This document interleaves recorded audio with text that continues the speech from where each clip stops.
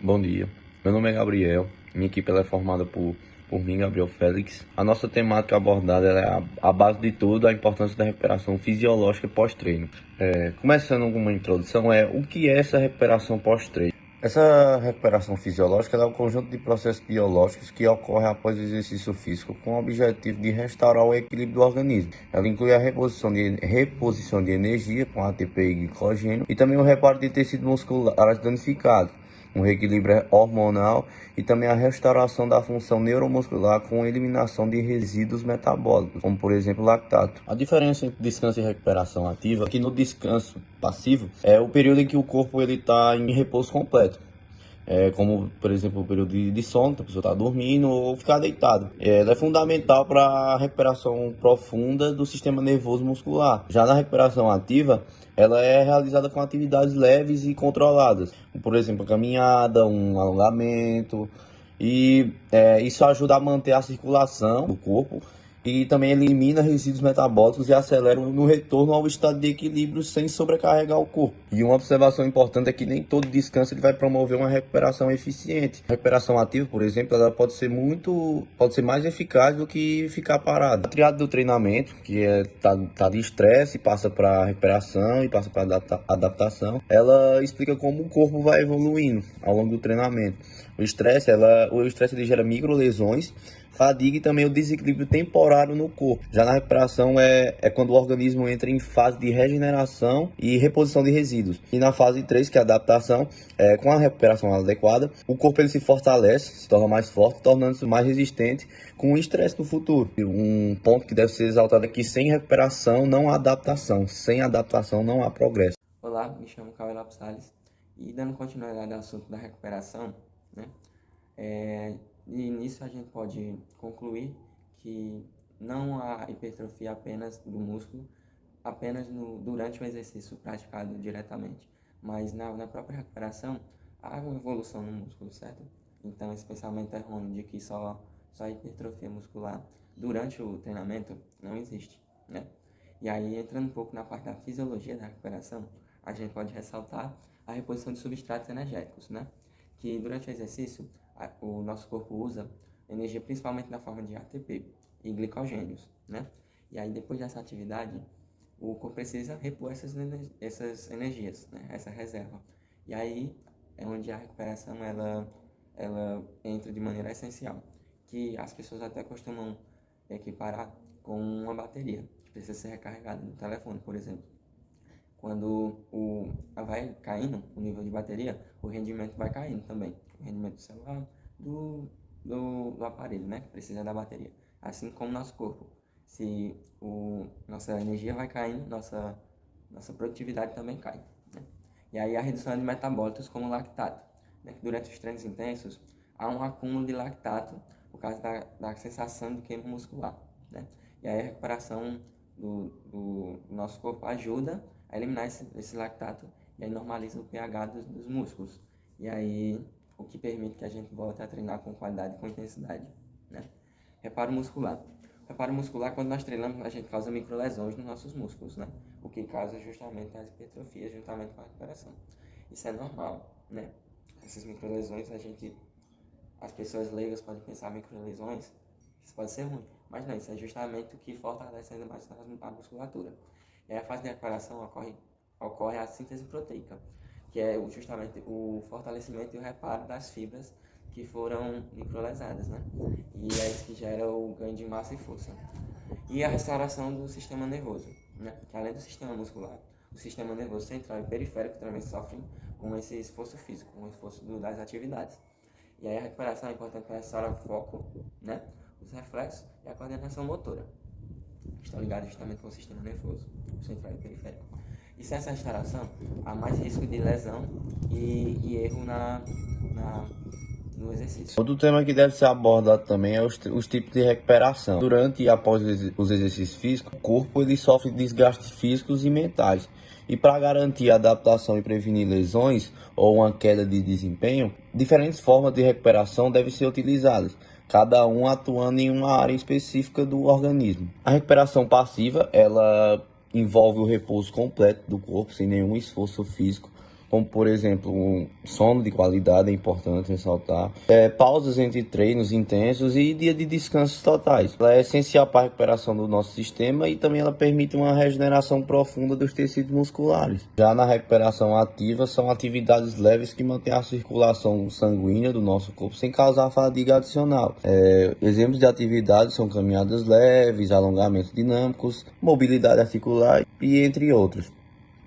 Ela tem importância fundamental porque ela favorece a remoção dos resíduos metabólicos, como o lactato, e ela também acelera o retorno ao equilíbrio fisiológico, a homeostase. Ela também reduz a rigidez muscular e também melhora a flexibilidade ao longo do treinamento. A recuperação nutricional é o uso estratégico da alimentação para repor os substratos energéticos e também fornecer nutrientes para a reconstrução muscular. Exemplos são ingestões de carboidratos para restaurar o glicogênio muscular, ingestão de proteínas para reparar as fibras musculares e também a reidratação com água, porque ela é importante, ela é essencial para lubrificar as articulações e regular a temperatura do corpo. Também ela é importante porque ela é fundamental para a síntese proteica, como a hipertrofia, por exemplo, e a regeneração. Ela também acelera o processo de recuperação celular e ela evita a queda de desempenho nos treinos, para que a pessoa não tenha um desânimo ou perca o seu foco principal. E para fechar, tem a recuperação psicofisiológica, que são cuidados com o bem-estar emocional e equilíbrio mental, que também podem afetar o desempenho físico da pessoa. Exemplos são as técnicas de respiração, relaxamento, meditação. São importantes para controlar e se manter relaxado o máximo possível para a realização de exercícios. Como eu falei, são importantes para reduzir o impacto do estresse crônico no corpo. Ela também tem uma contribuição para a melhoria do sono e a motivação.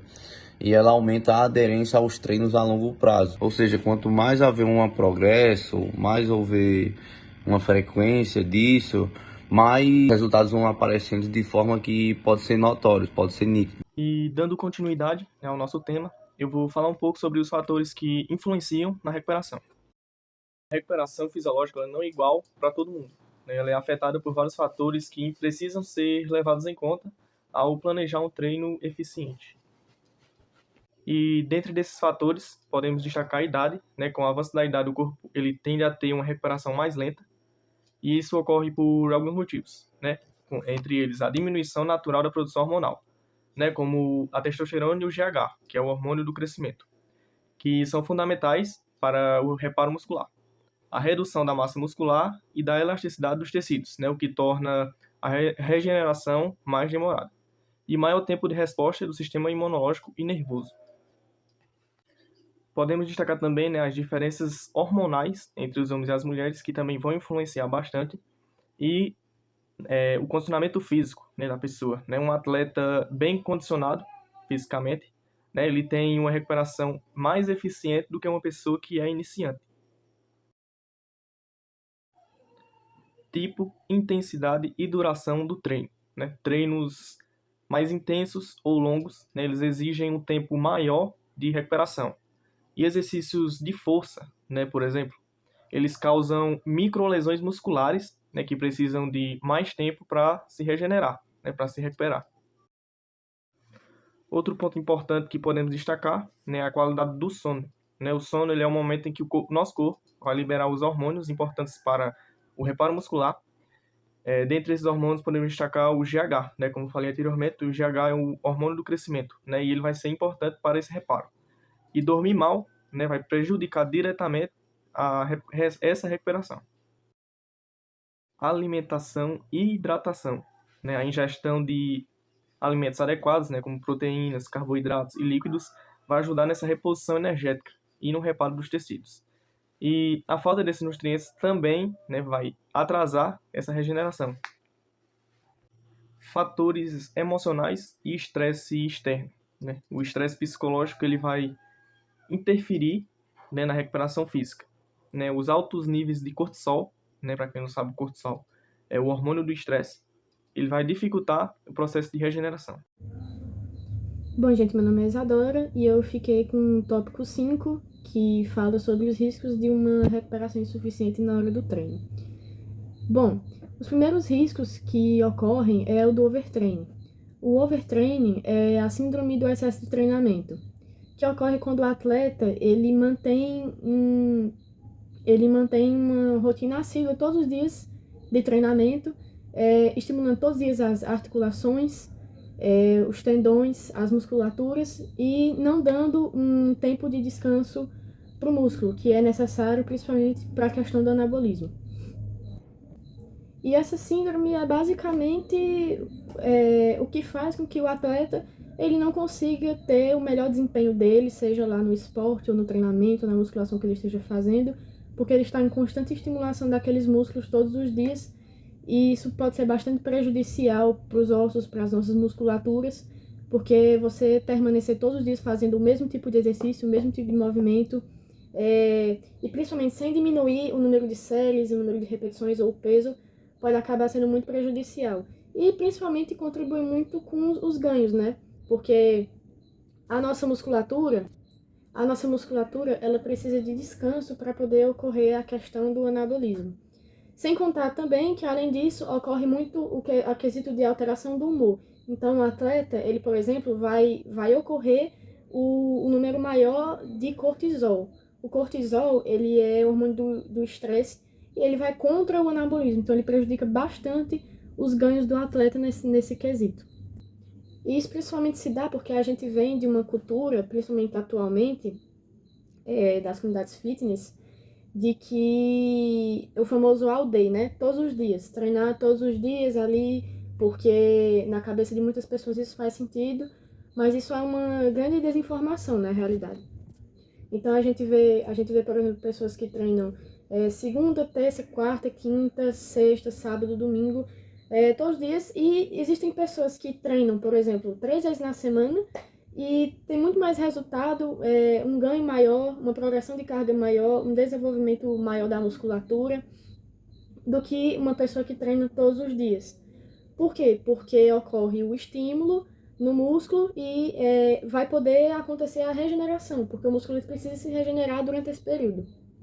Inclusive, é muito comum que a gente veja, por exemplo, muitas pessoas que têm, por exemplo, lesão no joelho. E aí é um fato muito interessante, inclusive, de uma pesquisa que eu andei observando, né, que a maioria dessas pessoas que relatam que sentem muitas dores no joelho, óbvio, vai muito além, por exemplo, da execução. Mas, geralmente, segundo estudos, essas pessoas, elas realizam o mesmo estímulo todos os dias, por exemplo, agachamento, e acaba ocorrendo isso. Geralmente essas pessoas que possuem muitos problemas no joelho e tudo, em decorrência da academia, pode ser tanto por conta da execução, quanto também pelo excesso de estímulo ali na área, na região.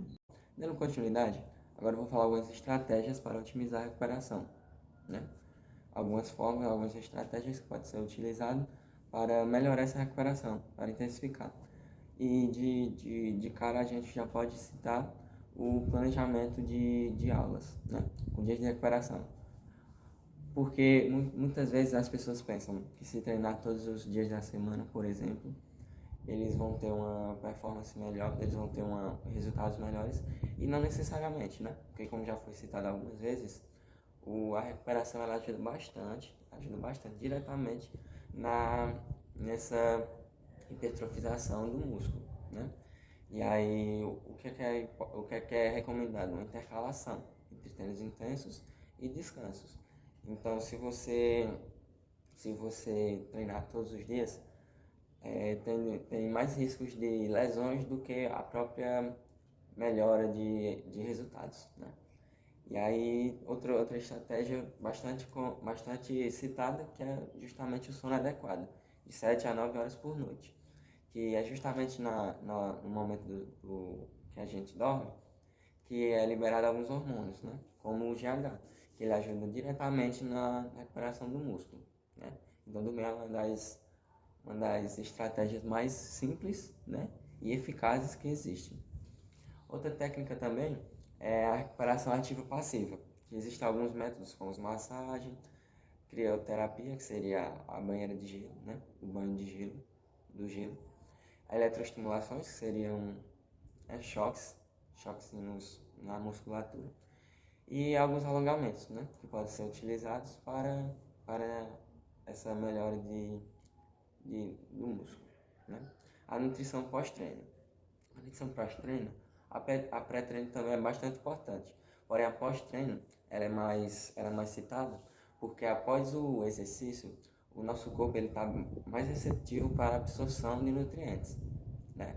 Então, consumir proteínas, carboidratos é bem importante após o treino, porque ajuda a repor a energia que foi gasta, como já foi citado anteriormente, e é mais absorvido pelo nosso corpo, né? E por fim, não menos importante, o acompanhamento profissional, né? Porque cada corpo ele reage de uma maneira diferente. Então, não adianta o paciente, por exemplo, ir atrás de consultas online, de métodos online, métodos em redes sociais, por exemplo, porque cada corpo ele reage de maneiras diferentes, tanto na alimentação, né, nos processos digestivos, quanto na própria musculação, na própria academia, de maneira direta dos músculos. Então, o que é recomendado? Procurar profissionais para cada área. E falando agora sobre a recuperação como uma ferramenta, né, de evolução durante o treino, né, a gente precisa entender primeiro e a gente precisa manter as pessoas mais informadas a respeito de como funciona o processo de evolução muscular e anabolismo no geral, né? Enfim. Quando nós estimulamos o nosso músculo, querendo ou não, ocorrem microlesões. Microlesões ali, rupturas, né, nos seguramentos musculares, né? E aí, a gente também está estimulando tendões e os ligamentos. E aí, o período de recuperação de 1 dia, 2 dias é importante. Por quê? Porque o músculo ele vai se regenerar e ele vai meio que criar uma resistência contra aqueles estímulos que você está fazendo. Por isso que a gente trabalha muito com progressão de carga. Porque chega um momento em que o nosso músculo ele se adapta àquele tipo de estímulo que ele está recebendo. E aí ocorrem as progressões de carga. Então, é preciso que as pessoas entendam primeiro sobre o processo de construção muscular. E outro fato treinos, né? Existem diversas formas de treino hoje em dia. Inclusive, uma que se popularizou bastante é a do full body e a de treino de baixo volume, que são treinos no qual você vai para a academia, por exemplo, 3 vezes na semana, às vezes 2 vezes na semana, que é o caso do treino de full body, e você estimula o seu corpo todo em um dia. Então, você vai treinar todos os seus grupamentos musculares em um dia só e vai descansar durante 2 dias. E é um fato muito interessante, porque geralmente as pessoas que praticam o full body, elas têm uma evolução muito rápida na academia, porque elas estão estimulando o corpo delas com uma carga muito boa e com um número de repetições baixo, então fazendo um treino mais voltado para o treino de força, e com um tempo de descanso maior. Então, o full body é um treino muito interessante porque ele prova justamente isso, que o descanso ele é uma ferramenta essencial e que sem isso a gente está indo na realidade criando mais cortisol, né, que atrapalha os resultados, o hormônio do estresse, atrapalhando a evolução. Claro que não significa que todas as pessoas precisem fazer treinos de full body ou de baixo volume, mas é um exemplo de que você consegue adaptar os treinos de acordo com as pessoas, né? E de acordo com a rotina delas, e que é possível sim ter resultado com esse tipo de treino. Até mais do que pessoas que fazem, por exemplo, o famoso treino 4 séries de 12, né? Que é um estímulo até de certa forma meio desnecessário, se for de forma frequente, claro. E como conclusão desse nosso trabalho, né, chegamos à conclusão de que sem recuperação não há evolução, né? Encerrar um treino sem pensar na recuperação é como você construir uma casa e não esperar o cimento secar, né? O esforço ele foi feito, mas o resultado pode desmoronar se o corpo ele não tiver tempo e nem recurso para se adaptar. O descanso não é fraqueza, é estratégia fisiológica. Muitas pessoas, especialmente iniciantes ou praticantes imotivados, eles caem na armadilha de que pensar que quanto mais treinam, mais resultados terão. E isso é um erro. O descanso não é um momento passivo, é um momento biológico ativo, né, em que ocorrem as adaptações hormonais, neuromusculares e celulares. E treinar demais e descansar pouco, né, leva ao desgaste, lesões, perda de motivação e queda de desempenho. Já o descanso adequado, ele vai melhorar o rendimento, vai ajudar na prevenção de lesões e vai permitir a progressão contínua. E como reflexão final, né, chegamos à conclusão de que treinar forte é importante, mas recuperar bem é essencial. A chave do progresso está no equilíbrio entre a carga e recuperação. Quem quer evoluir de forma segura e eficiente precisa respeitar esse ciclo. E sem a recuperação, esse ciclo ele vai se quebrar. Portanto, é preciso mudar essa mentalidade. Descansar faz parte do treino.